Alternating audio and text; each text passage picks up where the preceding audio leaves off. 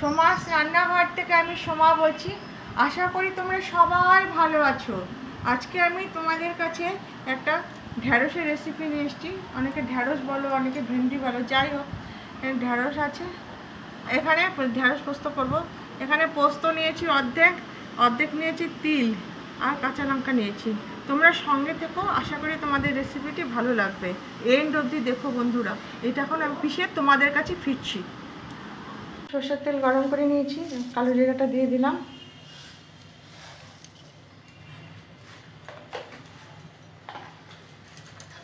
নেড়ে নেব।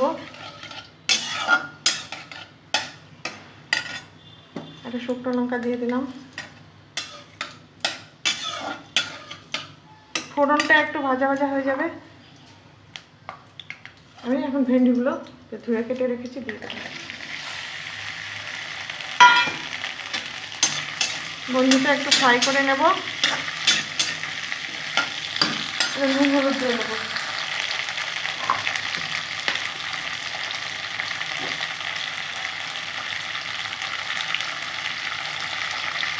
স্বাদ অনুসারে নুন দিয়ে নিলাম।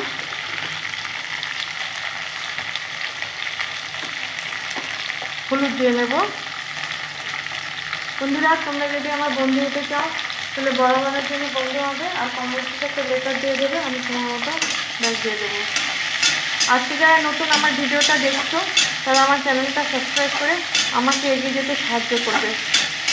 আর বন্ধুরা, তোমরা যারা যে কজন আমার ভিডিও দেখো, আমার ফুল ভিডিওটা একটু দেখে দিও।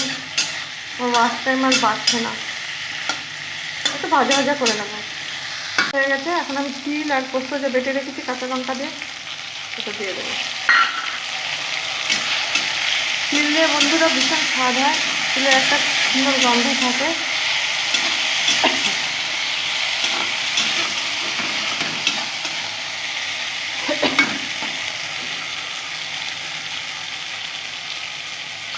এখন এই যে বাটি দেওয়া জলটা পোস্ত আর তিলে এটা আমি দিয়ে দেবো।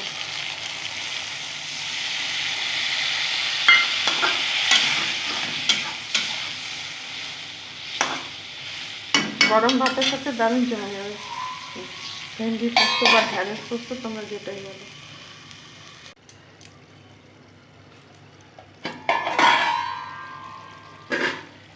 বন্ধুরা, আমার ভেন্ডি পোস্ত হয়ে গেল। দেখো এরকমই নামিয়ে নেবো, পরে শুকিয়ে যাবে। নামানোর আগে আমি একটু সামান্য চিনি ছিল, যেহেতু নিরামিষ রান্না, চিনি দিলে স্বাদটা ব্যালেন্স আর খেতে খুব স্বাদ হয়।